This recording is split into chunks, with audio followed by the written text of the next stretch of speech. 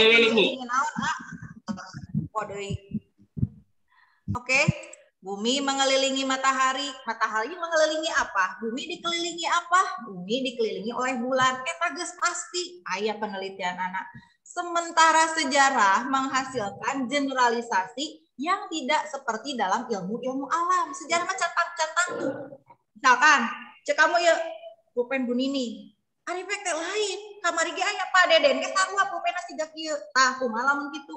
Jadi itu tentang bedanya sejarah dengan ilmu alam meskipun sama-sama diteliti. Baik, kita lanjutkan.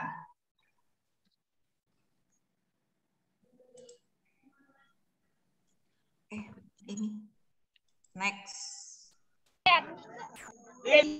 Ya, perhatikan. Silahkan diplong semuanya. Kegiatan 1 ini juga sudah Ibu share di LMS ya. Kalau begitu, apabila merujuk pada penjelasan empiris di atas, yang menjadi kajian sejarah adalah peristiwa masa lalu manusia. Ingat, peristiwa masa lalu manusia yang benar-benar terjadi, bukan bohong. Kan sok aya mengaku-ngakunya, benar sih orang meninggali, emang mana meninggali pisan? Itu sih cenah. Tah, tong dipercaya lah menurut itu. Ini yang harus benar-benar terjadi atau pernah dialami oleh manusia. Apabila itu bukan berdasarkan peristiwa yang sebenarnya, berarti dapat dikategorikan sebagai fiksi, dongeng, atau mitos. Pertanyaan saya untuk Anda semuanya adalah, setujukah Anda dengan kesimpulan tersebut? Kalau Anda setuju, berikan alasan. Kalau Anda tidak setuju, berikan alasan. Dan jawaban jangan ditulis sekarang. Oke, ditulis nama lamun geus beres Ibu nerangkeun. Oke. Jawaban ditulis nanti di buku catatan. Oke, itu tugas Anda hari ini ya. Kita lanjutkan. Ciri yang kedua, tadi empiris sudah. Yang kedua adalah generalisasi. General itu artinya umum. Ingat-ingat ya, generally.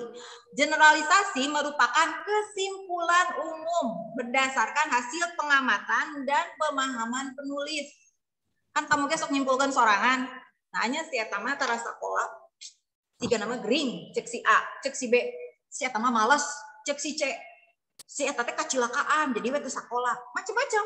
Nah, itu generalisasi. Generalisasi dapat disebutkan sebagai pekerjaan penyimpulan dari khusus ke umum.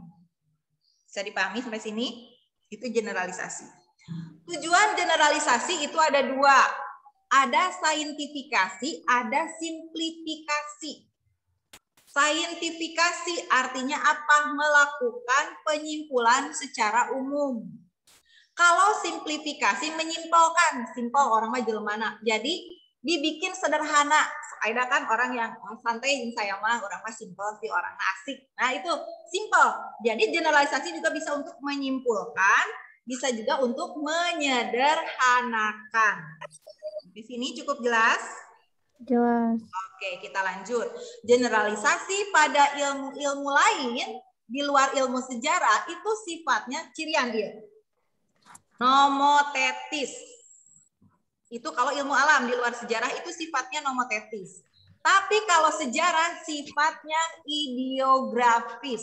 Nah, itu kata kuncinya. Jadi kalau di ilmu alam generalisasi itu sifatnya umum. Kalau di sejarah sifatnya unik atau berlaku khusus. Bisa disimpulkan seperti itu.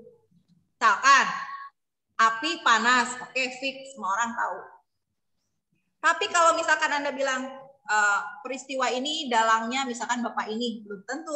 Misalkan proklamasi kemerdekaan RI itu yang jadi pahlawannya Soekarno dan Hatta. Orang mengeneralisasi seperti itu. Padahal banyak tokoh-tokoh yang lain kan. Bisa dipahami sampai sini? Nah, jadi di sejarah mah beda.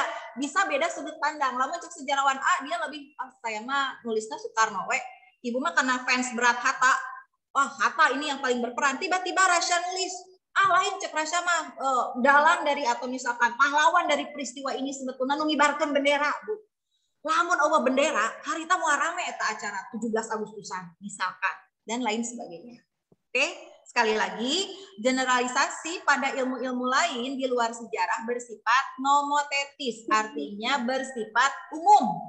Kalau di sejarah bersifat ideografis atau bersifat unik dan berlaku secara khusus. Oke. Kumaha ngartos karek 2. Naon wae tadi teh ngomong ke naon? Sifat yang bersifat empiris dan generalisasi.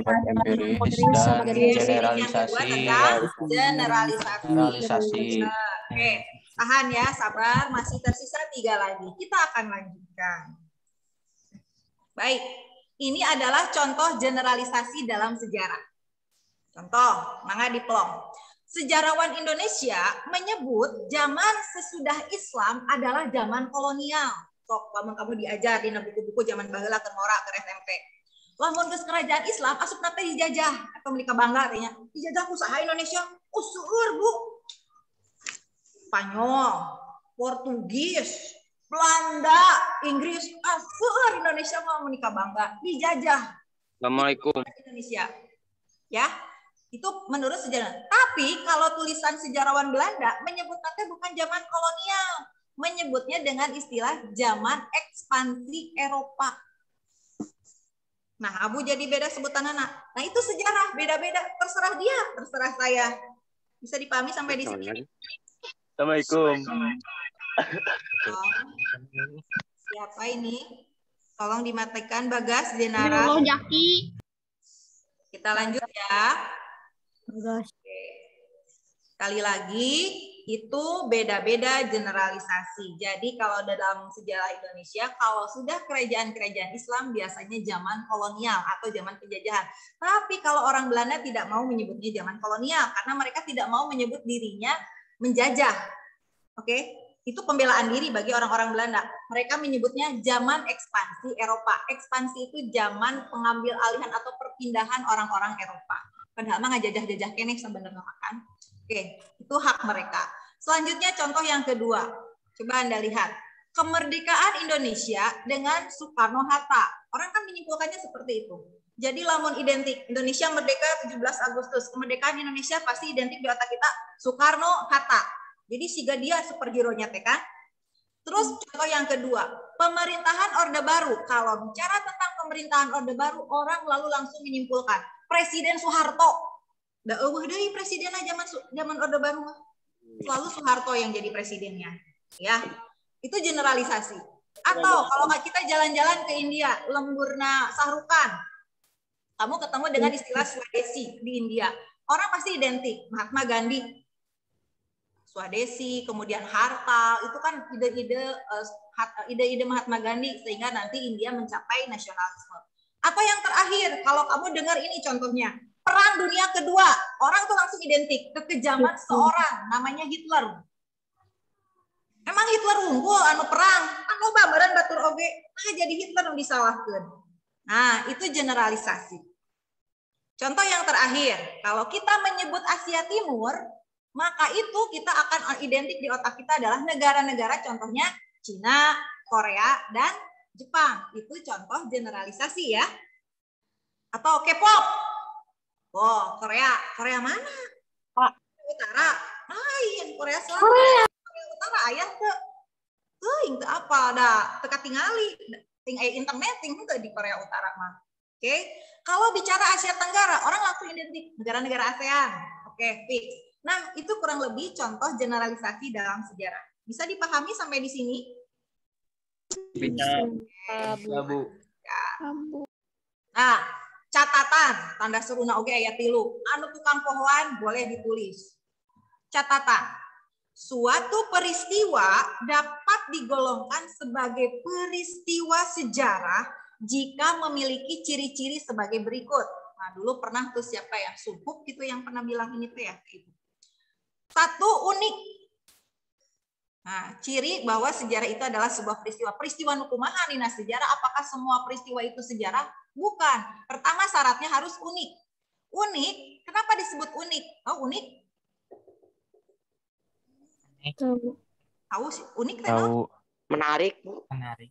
Berbeda dari yang lain. Oh, beda dari yang lain. Kamu mau nggak jadi orang yang unik? Atau mau kayak Mas Sarwa jeung maneh? Kamu daek di Sarwa ke batur. Betul. Betul, Bu. Kadang ada sisi lain yang kita harus sama, kadang ada sisi lain juga kita harus berbeda. Tapi jadilah pribadi yang unik. Unik di sini, mana mah unik, nah, kasakola teh tara make baju, eta mah lain unik ya lo. Jadi baju. Oke, unik kalau dalam peristiwa sejarah adalah ingat, peristiwa sejarah hanya terjadi satu kali. Bahasa Inggrisnya once, once. Atau dalam bahasa Jerman, kayak ibu ngomong bahasa Jerman ayeuna. Bahasa Jerman teh einmalig. Bisa ya kalian nyebutnya ya. Einmalig bahasa Jermannya. Itu artinya unik. Satu kali. Tidak akan pernah ada peristiwa sejarah yang berulang. Mengapa? Karena waktu, tempat, ruang itunya akan berubah. Pelakunya pun akan berganti. Kalaupun toh misalkan ada, kok mirip ya, itu hanya fenomenanya saja. Sekali lagi, peristiwa sejarah itu memiliki ciri yaitu unik. Hanya terjadi satu kali, tidak ada pengulangan. Kalaupun ada yang berulang, itu hanya fenomenanya saja. Perang dunia 1, perang dunia 2, tempatnya geus ganti. Anu perangnya geus ganti. Ya kan? Sebab perangnya juga sudah berganti. Dampak perangnya juga sudah berganti. Oke, sampai di situ ya. Yang kedua, catatan untuk kalian semuanya, peristiwa sejarah itu memiliki ciri yang kedua, mempunyai pengaruh yang besar dalam kehidupan. Eta.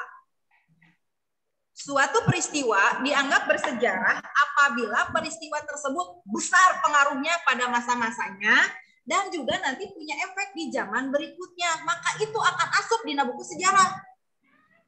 Karena apa? Karena besar pengaruhnya. Sakira-kirana peristiwa ngefek dengan saeutik itu tidak akan disebut sebagai sebuah peristiwa. Meskipun dalam hal biasa disebutnya peristiwa, tapi bukan peristiwa sejarah. Harus besar pengaruhnya. Oke, bisa dipahami sampai di sini? Bisa. Oke, sekali deui ciri sejarah tadi ada 2 ya peristiwanya.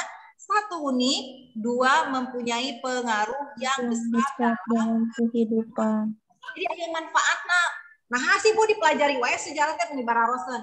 Matak dipelajari wae berarti aya manfaatna. Kenaon mempelajari anu eueuh manfaatna. Iya kan logikanya seperti itu. Baik, kita lanjutkan. Tolong. Silahkan, mangga dilihat.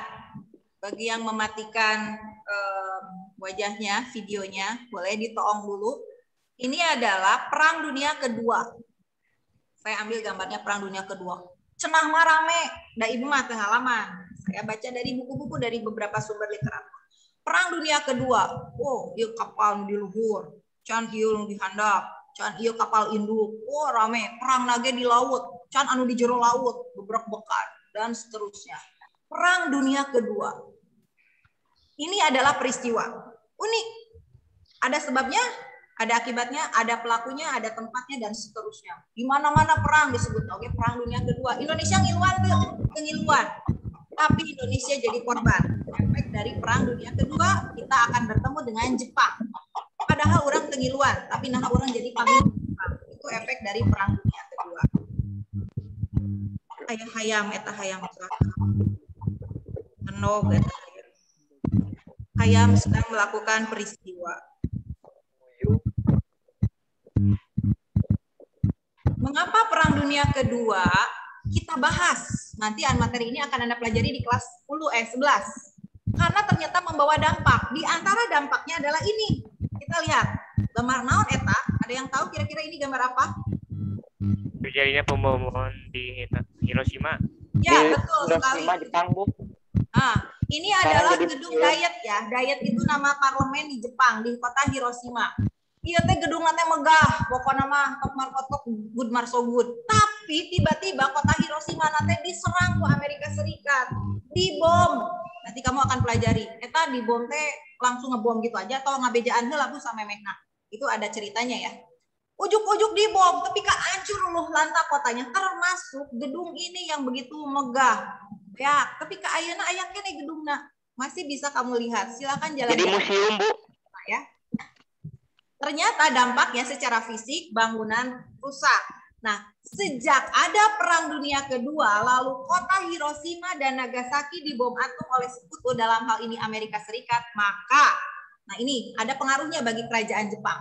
Kaisar langsung nanti mengatakan menyerah kepada pihak sekutu. Itu kaisarnya langsung. Padahal kaisar teh tokoh yang paling dihormati kan di Jepang. Lalu dia menyatakan menyerah. Karena apa? Dia tidak tega melihat rakyatnya, negaranya hancur. Baru 2 kota. Itu kan shock terapi. Kabayang lamun can menyerah, beak eta Jepang kabehana. Nah, itu ada dampak. Berarti peristiwa ini besar pengaruhnya terhadap Jepang untuk pada waktu itu. Nah, berikutnya bagi Jepang apa? Berikutnya bagi Jepang, Jepang itu menjadi negara yang sangat peaceful, cinta damai. Saprakarita, Jepang tara berkonflik. Jepang jadi anti perang intinya. Jepang belajar dari sejarah, ternyata perang itu merugikan. Itu yang terjadi. Nah, di situ ada manfaatnya. Efek lain dari Perang Dunia Kedua, maka yang muncul adalah negara-negara itu berhimpun. Muncullah Perserikatan Bangsa-Bangsa.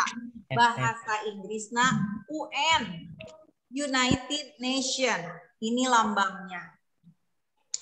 Nah, berarti benar kan? Unik, Perang Dunia itu tidak akan terulang lagi. Yang kedua, besar pengaruhnya. Nah, besar pengaruhnya, mau perang kan Jepang, misalkan yang Amerika atau dengan siapalah misalkan di sini. Tetapi bangsa-bangsa di dunia yang lain kan takut juga, khawatir. Akhirnya mereka menyatakan diri sebagai negara yang cinta damai. Jangan ada perang lagi. Ya udah, bikin organisasi namanya PBB, Perserikatan Bangsa-Bangsa. Oke, cukup jelas saudara-saudara? Halo? Jelas. Jelas, Bu. Jelas, Bu. Oh, kurang teruskan seletik deui. Ciri yang ketiga, ingat-ingat, punya O. O di sini adalah objek. Objek teh berasal dari bahasa Latin, objectus ngaranna teh. Artinya apa? Yang dihadapi, sasaran atau tujuan atau target. Objeknya naon? Bukan sok ditanya. Sasarannya naon? Nah itu. Objek yang dipelajari sejarah naon, Bu? Manusia. Ingat, tiba heula kamar itu Ibu kan nyaritakeun. Ingat, objek sejarah naon? Manusia. Yang selalu dibarengi oleh apa? Waktu. Itu yang beda dengan pelajaran yang lain. Bu, ekonomi ge ngomongkeun manusia. Ngan ekonomi mah jeung pemenuhan kebutuhan. Bu, geografi ge ngomongkeun manusia. Ngan jeung ruang. Nya teu. Sosiologi, Bu, sosiologi oke, Ibu ngomongkan manusia. Mumun, kan sosiologi mah ngomongkan tentang manusia dengan manusia, interaksinya. Ari sejarah ngomongkan manusia jeung naon? Manusia dengan waktu. Nah, itu bedana ya. Oke. Kalau fisika membicarakan waktu fisik, misalkan jam segini, kecepatannya segini, akselerasinya seperti ini, maka sejarah membicarakan apa? Waktu manusia. Ini kapan ya? Kira-kira kapan? Ada peristiwa apa di tahun ini? Dan seterusnya. Kurang lebih seperti itu. Itu waktu manusia. Kajian sejarah meliputi semua aspek dalam bentuk kegiatan manusia di masa lampau. Baik itu individu maupun komunal atau kelompok. Ya. Iya. Bisa berbentuk fisik, bisa juga berbentuk non-fisik. Fokus perhatian sejarah adalah kebudayaannya dari manusia zaman baheula di masa lampau. Jadi dinas sejarah mah bakal ngomongkeun manusia, waktu dan kebudayaannya baheula di masa lampau. Ngabahas teu masa depan jeung masa ayeuna, masa kini dan masa yang akan datang itu bukan kajian sejarah. Meskipun erat kaitannya. Kenapa ngomongkeun zaman baheula? Jadi orang teh ulah perang gitu kan. Nah ngomongkan misalkan berbicara tentang zaman pemerintahan Orde Baru. Malah zaman Orde Baru teh misalkan diantaranya ciri nanti banyak pemerintahannya koruptif. Berarti banyak orang yang korupsi. Berarti ayeuna urang ulah loba korupsi. Mun bisa mah tak itu maksudnya. Siap? Bisa dipahami? Oke, pintar. Bisa, Bu. Itulah objek. Jadi sakali deui naon objek sejarah? Manusia. Manusia dengan waktu, Bu. Dan kebudayaannya manusianya bisa individu bisa kelompok ya. Oke, kita lanjutkan. Keempat, teori. Teori cenah eta mah loba teori hirup teh. Mangga urang pelong. Apa itu teori? Teori berasal dari bahasa Yunani. Kalau tadi objeknya Latin, ini mah Yunani. Teoria berarti renungan. Sok ngarenung kamu mikir. Berkontemplasi bahasa gaya nama. Nguleng we. Keur naon? Keur berteori. Tinggal kita lihat, merenung ya. Jadi mimitina teori itu dari renungan. Teori dapat diartikan sebagai kaidah yang memandu sejarawan dalam penelitian atau menyusun bahan-bahan yang diperolehnya dari mana ini sumber dan juga mengevaluasi hasil penemuannya. Nah, oke, teori merupakan salah satu alat penting dalam penelitian. Jadi memang kudu aya teorinya kalau dalam sejarah. Nah, untuk apa teori itu? Ternyata ada fungsinya. Nah, di sini bisa kamu lihat untuk mensistematikan penelitian, dalam hal ini penemuan-penemuan, sehingga nanti kamu bisa menyimpulkan atau berhipotesis. Oh, siga nama kieu berarti sesuai dengan teori ini, bahwa ini biasanya seperti ini. Gitu. Kemudian bisa juga membuat ramalan atas dasar penemuan-penemuan. Biasana, misalkan kamu tanya meneliti, biasana lamun misalkan ada ketidakpuasan di masyarakat, maka nanti akan muncul sosok tokoh atau figur yang akan melakukan perlawanan atau pemberontakan. Kurang lebih seperti itu. Oke. Ya, dimatikan tolong. Yang terakhir, menyajikan penjelasan yaitu pertanyaan mengapa. Nah, itu berteori. Jadi ketika Anda dikasih pertanyaan mengapa, maka jawaban Anda akan lila, ngahuleng, maka Anda akan merenung. Naon? Mengapa? Lila eta jawabannya mau sadetik, mau menit, pasti bakal banyak jawabannya. Oke, itu adalah teori ya. Kita lihat berikutnya ini. Tolong perhatikan. Ini teori dalam ilmu IPA. Mungkin kamu sudah belajar dengan Pak Kusnayani ya, Pak Yani. Ada teori Lamak, ada teori Darwin. Jadi kalau misalkan kenapa sih jerapah itu lehernya panjang? Ternyata ada sebab musababnya. Cek si Bapak iya, teori yang pertama, jerapah itu awalnya lehernya itu pendek dan tidak bisa menjangkau makanannya. Karena letak daunnya tinggi, maka lehernya terus aja dijulurkan. Jadi cecelegegan bahasa Sunda nama. Terus kikituan, siga lamun kamu lomba makan kerupuk, lamun enggak poe balap makan kerupuk, mungkin leher kamu akan panjang. Oke?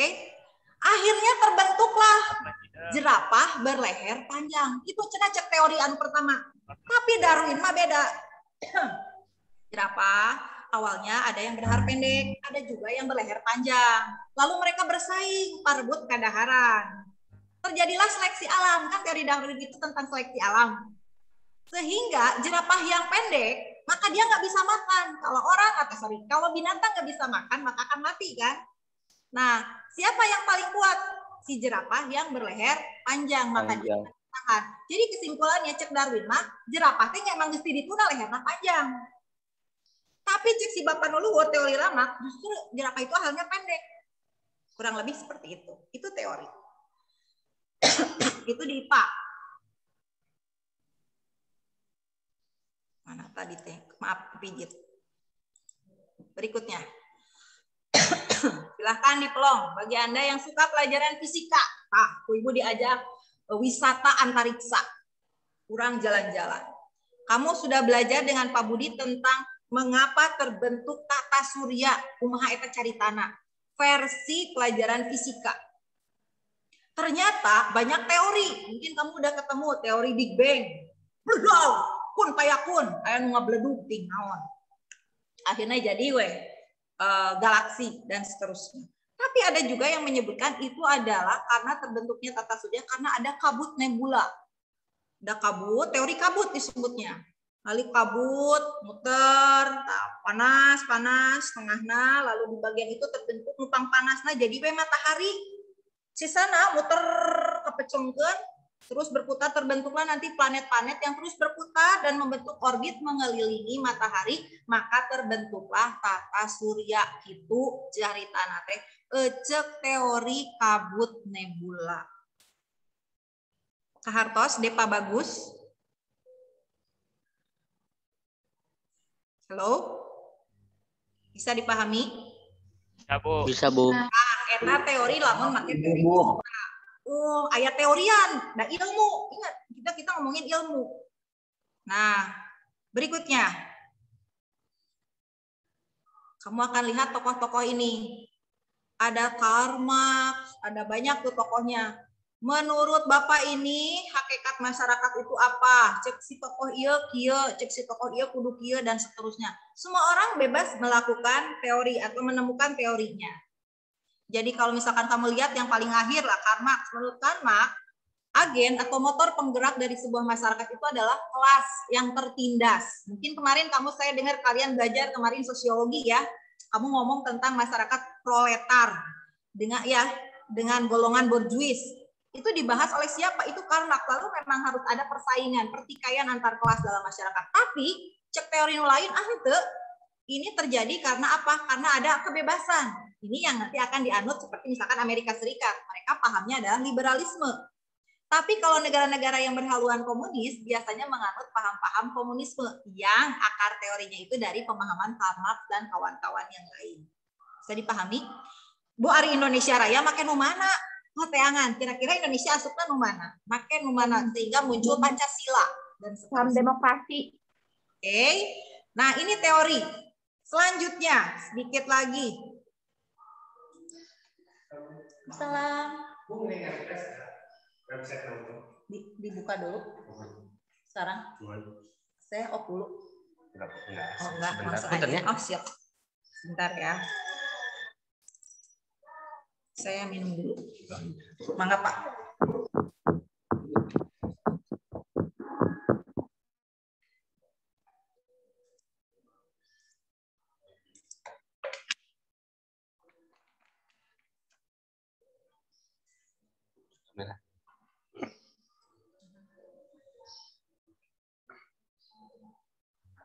Bapak tuh kata Om dikit.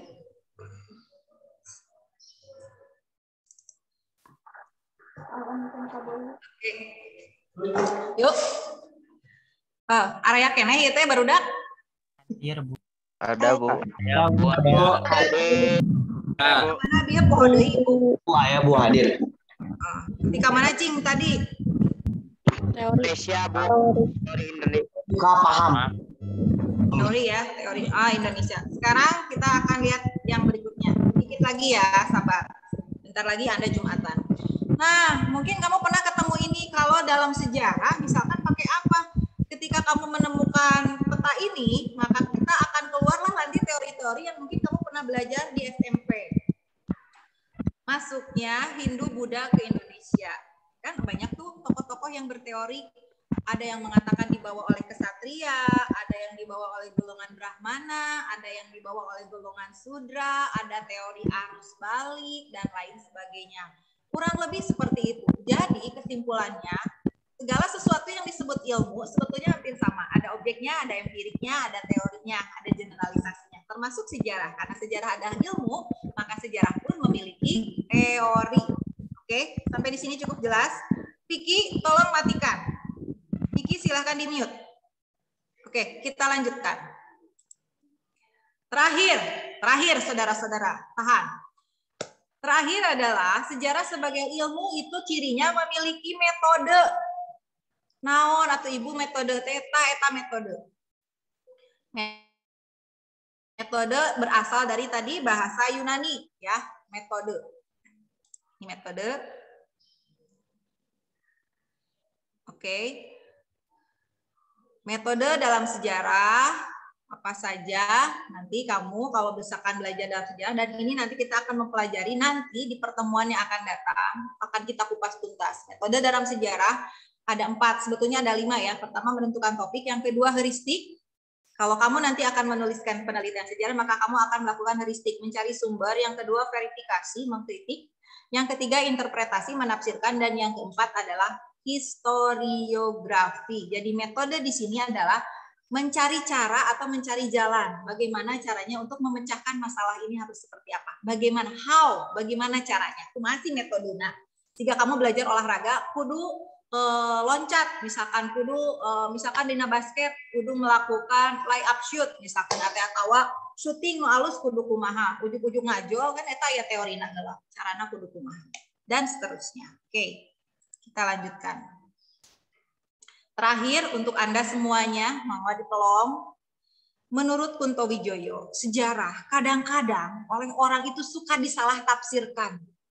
dan sering diartikan secara negatif. Sok disarwakeun sejarah teh pada hama lain. Ingat, ada 4. Nusok pohoan boleh ditulis. Pertama, sejarah bukan mitos. Ingat, sejarah itu bukan mitos. Sejarah itu ilmu. Gak diteliti, lain percenahan. Ya, sekali lagi, sejarah itu bukan mitos. Meskipun memang ada persamaan sejarah dan mitos, sama-sama membahas hal-hal yang terjadi di masa lalu. Ya kan? Baheula mah dulu kan saya pernah ngasih contoh. Dulu ada Nyi Roro Kidul, dulu ayeuna ge masih dipercaya. Nah gitu. Tapi ingat, sejarah beda dengan mitos. Kalau mitos gak jelas waktunya, kalau sejarah jelas waktunya, itu aja. Oke. Kemudian yang kedua, sejarah bukan mitos. Sejarahnya asup akal, logika. Kalau mitos mah teh asup akal. Manya nu menguasai pantai selatan teh hiji si eta unggul nu ngaruntukeun misalkan. Mitos ya, atau dongeng, atau legenda. Maknya gunung ditangkukeun, mun ku kacida, rani ge ditajong, sagede kumaha sukuna. Nah, hal yang seperti itu. Oke, jadi sekali lagi sejarah bukan mitos. Yang kedua, sejarah bukan filsafat.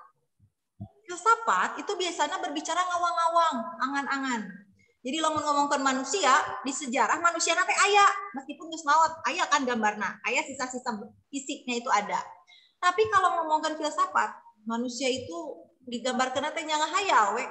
Misalkan dunia itu harus begini, tidak direalkan. Padahal dalam sejarah itu bersifat objektif. Kudu jelas bungkelekanana. Jadi sekali lagi yang kedua, sejarah bukan filsafat. Yang ketiga, sejarah bukan ilmu alam. Ya, sejarah bukan ilmu alam. Sejarah itu bukan fisika. Sejarah itu bukan kimia. Sejarah itu bukan biologi. Apalagi ilmu alam. Sejarah itu mungkin bukan apa ilmu alam itu kedokteran dan lain sebagainya. Sejarah adalah ilmu sejarah. Apakah sejarah masuk ilmu sosial? Bisa. Tapi apakah semua ilmu sosial sejarah? Tidak. Karena sejarah itu unik. Ada waktu di situ. Oke. Kalau misalkan seperti ini, contohnya kalian untuk sejarah itu bukan ilmu alam. Kamu punya belajar di IPA kan suka air mengalir dari tempat yang tinggi ke tempat yang lebih rendah. Terus pasti eta mah. Semua benda yang dipanaskan maka akan memuai. Arek di imah kamu, arek di imah ibu, arek di Eropa, arek misalkan di lembur mana lah. Ketika kamu memanaskan suatu benda, maka benda itu akan memuai. Ya. Lamun misalkan nyimpen barang asupkan karena kulkas mungkin bakal beku, kurang lebih seperti itu. Itu ilmu alam. Tapi kalau sejarah tidak seperti itu. Sejarah berbeda. Oke, bagaimana nanti sudut pandang orang yang menuliskannya? Bisa dipahami? Yang terakhir, sejarah bukanlah sastra. Sejarah itu bukan sastra. Kenapa? Karena kalau di sastra, pengarangnya, penulisnya itu ngahayal. Berimajinasi. Pokoknya hayang ieu kawina jeung ieu kena happy ending. Entah kurang lebih seperti itu. Tapi kalau dalam sejarah nggak bisa. Bu atuh padahal mah harita teh hayang muruk teh nikah we jeung Dyah Pitaloka teh. Meureun lumayan ya Bu eta teh kerajaan Sunda jeung kerajaan Majapahit nya hiji eta bakal jadi kerajaan hebat. Mun kamu jadi penulisna. Ya kan? Tapi kenyataannya tidak terjadi pernikahan dua kerajaan antara Majapahit dengan kerajaan Sunda atau Pakuan Pajajaran pada waktu itu. Yang terjadi malah peperangan sehingga nanti berakhir dengan perang bubat, lalu nanti ayahnya meninggal dan Dyah Pitalokanya bunuh diri. Oke. Itu di dongeng-dongeng, di kisah-kisah ada di kitab, tapi dalam sejarah diceritakan. Ada tahunnya, ada bukti-buktinya bahwa memang tidak seperti itu. Tapi kalau di sastra bahasanya lebih indah dan itu semaunya dari si pengarang, berarti sifatnya sangat-sangat subjektif. Oke, tapi kalau sejarah berusaha untuk menuliskan apa yang benar-benar terjadi, itu sejarah. Oke, sampai di sini bisa dipahami? Bisa, Bu. Bisa, Bu. Itu ya. Itu 4 kekeliruan sejarah yang negatif. Sekali lagi, sejarah bukan mitos, sejarah bukan filsafat, sejarah bukan ilmu alam, dan sejarah bukanlah sastra. Terlepas nanti kita akan belajar tentang historiografi, karena menulis sejarah juga kan harus indah. Nah, boleh nggak sejarah itu ada unsur seninya? Boleh. Tapi ingat, bukan sastra. Oke, bisa dipahami sampai di sini? Baik, ada yang mau ditanyakan sebelum kita udahan, meskipun masih banyak waktunya? Silahkan, Sahanulier. Tapi Bu. Mas Andi, Mustika Adam. Silahkan, mau nanya apa? Enggak, buka pencet, Bu. Sama pencet-pencet, pencet-pencet. Nah, silakan ada yang mau bertanya. Denada Rahma Hindarsa mau nanya apa? Enggak, Denada masih suka badminton? masih Bu. Oke. Ari badminton eta make teori teu? Pakai atuh nih. Teori naon? Teori nepak. Teori nepak. Ngawahan heula rek rek nepak teh eta kumaha disika lamun rek badminton eta kudu ngawahan heula tanagana kudu sabaraha kecepatanana lamun mukul diukur eta. Enggak, Ibu. Refleks ya? Iya. Oke, tapi terus dilatih kan ya?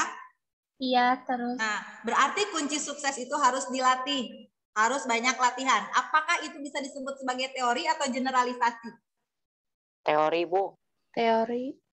Kalau kamu ingin sukses, kamu harus banyak berlatih. Kalau kamu ingin jadi juara, kalau kamu ingin, ya segala rupa lah. Kalau kamu ingin melakukan hal yang terbaik kan, tetap kuncinya kamu harus belajar dari pengalaman ya. Harus sering berlatih dan seterusnya. Coba difikirkan, apakah itu generalisasi atau teori? Generalisasi. Generalisasi. Teori saha eta. Kalau teori kan biasanya suka ada tokohnya. Atau Bu, saya rek ngaluarkeun teori pek. Tapi kudu bisa diakui dan harus bisa dibuktikan. Kalau misalkan nanti gugur, misalkan kamu kurang fakta yang mendukung, maka teori kamu gugur. Itu tidak apa-apa. Itu kudu ceurik. Yang penting kamu sudah melakukan perenungan, berefleksi, merenung ya, berteori. Oke, ada lagi yang mau ditanyakan? Bu, Ya. kalau Candi Borobudur itu masuknya ke sejarah. Naona anu Masuk sejarah atau ya, Bu? Ceritanya itu maksudnya ke sejarah atau mitos yang lain gitu? Oke, kalau Candi Borobudur, kira-kira kajian sejarah atau kajian apa ya? Kira-kira? Sejarah. Nah, Sejarah, Bu. sejarah. Karena ada buktinya, Bu. Karena itu mah masuknya Karena kerajaan Hindu teh ya. Kerajaan. Di masa lalu. Di masa Kerajaan lalu. Buddha. Candi nate ibu di masa lalu. Munyeuna saha? Orang yang Candi Borobudur dibangun oleh siapa? Nyaku manusia atau ibu? Kuli Jawa, Bu. Kuli Jawa. Sabaraha urang jelemana heg? Tidak tahu. 100. Belum ditemukan berapa orang. Apakah itu rakyat? Oh, ingat, rakyat itu kan banyak profesinya. Ada petani, aya pedagang, aya peternak, aya tukang nyian batu. Berarti eta nu nyieun candi pedagang, peternak atau petani atau memang pemahat? Pemahat. Satu. Cenah cek dongeng nyaman bala tentang candi ini. Itu juga suka pakai juga. Teh nempelkeun teh hari teh can make lem, tapi cenah make bobodas nog, you know? Bobodas nog? Nog bobodas nog kan dijadikan perekat. Kabayang Candi Borobudur rusak itu badagna direkatkan, kan eta teh ditempel-tempel gitu kan kalau kamu lihat susunannya itu teu make lem. Iya, enggak ada samain. Teh cenah zaman baheulana teh make bobodasna nog hayam. Pertanyaannya adalah sabaraha nog eta nu dipake jeung sabaraha ekor hayam eta nu dipaksa ngenog. Bisa kamu bayangkan ya. Makanya ini disebutnya juga proyek mahakarya kan, proyek yang sangat besar. Memang jadinya sangat besar. Mana dipahat, terus ditampok-tampokan batu nanti terus dipahat. Di mana yang sketsana? Blueprintnya di sebelah mana? Makanya saya bilang itu memang sebuah hal yang amazing, keajaiban dunia. Dulu pernah masuk keajaiban dunia. Jadi ajaib, sama kayak Gunung Padang, oke kan? Karena coba numpuk-numpuk batu di Bukit Eta, weuh gawe. Pertanyaannya, batu nanti mana? Apakah ada sungai ditemukan di daerah situ? Ternyata tidak. Di mana eta batuna? Nah, itu yang harus jadi penelitian kita selanjutnya kan. Itu fungsinya untuk apa dan seterusnya. Nah, itu tidak bisa dipecahkan dengan siga nama Bu Sarakti kalau zaman baheula teh kamu ngomongkeun gitu berarti kamu mengadopsi tadi sejarah adalah mitos, padahal sejarah bukan mitos. Harus bisa dibuktikan. Oke, ada lagi yang mau ditanyakan? Naon? Mulier. Bu, Ibu, maaf Ibu izin bertanya. Silakan Bagas. Hah? Bagas nih? Oh, saha eta? Oh, Erlangga Jaki. Mangga Jaki. Berarti secara garis besar Bu, sejarah bukan filsafat maksudnya gimana ya Bu? Nah, kalau sejarah bukan filsafat, kadang-kadang kalau ngomong filsafat itu kan memang isinya ketaikannya. Jadi mungkin kamu akan paham ini nantilah kalau sudah kelas 12 lah ya kalau ngomongin filsafat. Jadi filsafat itu berbicara tentang apa? Ngomongin hakikat kehidupan, hidup itu harus bagaimana, manusia itu harus seperti apa. Hal-hal yang seperti itulah, lebih ke hal-hal yang abstrak. Kebayang nggak Erlangga Jaki? Kebayang Bu, terima kasih Bu. Jadi memang lihat matakan kayak lamun kamu ngilu ilmu naon gitunya terkataikan bisa jadi gelo itu kalau belajar filsafat itu. Makanya memang harus ada step-stepnya seperti itu. Makanya kalau sejarah difilsafatkan juga itu jadi terrealistis karena memang ngomongin filsafat mah dah hese dia realistis kena. Kumaha versi si anu berpikir eta we. Jadi misalkan cek seseorang misalkan dunia itu atau hidup itu akan sejahtera atau damai manakala di bumi ini tidak ada masyarakat yang ada kelas-kelasnya. Ingat, cek seseorang saya lupa tokohnya. Masyarakat itu harus tanpa kelas, eueuh nu beunghar, eueuh nu miskin, eueuh anu sedang-sedang. Jadi kabeh sarua pertanyaannya. Itu boleh dong orang berpikir seperti itu. Biar semuanya adil. Misalkan cek si A. Logikana, aya teu masyarakat nu siga kitu. Hese. Dalam masyarakat muncul nanti teori lagi misalkan Aristoteles mengatakan tetap tidak bisa apa-apa di masyarakat itu harus tetap ada kelas-kelas, harus ada kelas orang kaya, harus ada orang kelas miskin, anu sedang, pejabat nggak kudu aya, karena disitulah nanti keadilannya. Nah itu bicara filsafat. Jadi ngaromong filsafat ngaradu ngomong. Bisa dipahami? Bisa Bu, terima kasih Bu. Oke, thank you Muhammad Erlangga Jaki, pertanyaannya bagus sekali. Ada lagi yang mau disampaikan? Nantilah kamu ya nanti banyak kalau kita tatap muka banyak materi-materi lainnya yang bisa kita bahas dalam sejarah, apalagi materi kelas 11 itu rame pisan materi kelas 11 majeng kelas 12 mau naiknya ke kelas 11 dan 12 makanya kamu harus fokus. Nah di kelas 10 ini ingat meskipun kalian nanti akan penjurusan ada IPA, ada IPS ataukah itu nanti jurusan bahasa, pelajaran sejarah itu akan selalu ada. Ya, kamu nggak usah sedih, di IPA, di IPS, di bahasa akan ada pelajaran sejarah. Oke. Terakhir untuk kalian semuanya, kalau tidak ada pertanyaan, terima kasih kamu sudah menyimak Zoom hari ini. Dan terima kasih sudah membuka LMS sejarahnya. Silahkan dibaca kembali materinya di LMS. Bagi yang lupa menulis, ada tugasnya di sana. Kerjakan di buku catatan. Lalu ada tesnya, silahkan dikerjakan. Ya, materi minggu depan ya. Materi minggu depan, hari Senin adalah sejarah sebagai peristiwa, kisah, dan seni. Kalau hari ini kita sejarah sebagai ilmu, ya minggu yang akan datang kita akan bahas sejarah sebagai peristiwa, kisah, dan seni. Siga kumaha eta kita akan bahas nanti hari Senin. Hari Jumat yang akan datang, maka kamu akan belajar tentang ruang lingkup sejarah dan kegunaan sejarah. Oke, kenaon sih diajar sejarah? Tentu saja ada manfaatnya. Kita akan bahas itu insya Allah pada waktu nanti hari Jumat. Itu aja ya, tunggu saja nanti Ibu akan sharekan LMS-nya untuk kalian semuanya. Demikian, ada lagi yang mau disampaikan? Cukup? Cukup Bu. Cukup ya. Ya, mudah-mudahan ilmu yang kita pelajari hari ini bermanfaat. Hari ini kamu sudah belajar sejarah sebagai ilmu. Tadi ada 5 ya cirinya. Punya apa tadi? Empiris, generalisasi, objek, teori, dan punya metode. Tadi sejarah bukan Mitos. Sejarah. Bukan filsafat, bukan ilmu alam. Alam. Sejarah. Polling. Terima Sastra. kasih kalian. Bu, luar polling biasa. udah belum, Bu? Sampai jumpa lagi. Polling, Bu. Polling. Absen, Bu. Oh, absen. Ya, Bu, absen. Hekta. Sampai jumpa lagi. Udah dah ini mah. Udah belum? Belum, Bu. Tacan, Bu, tacan. Belum, Bu. Udah belum? Tacan, Bu. Belum, Bu. Gimana? Sok atuh. Belum ada, Bu.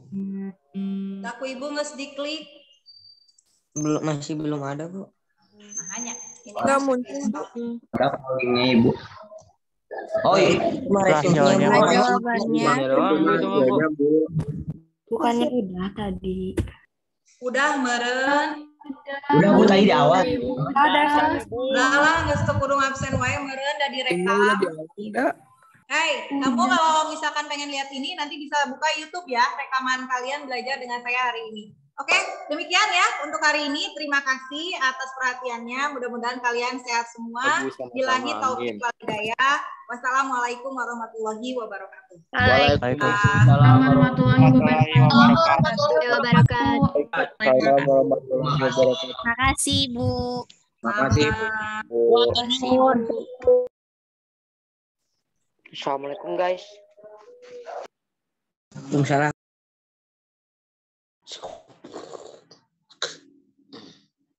Slave for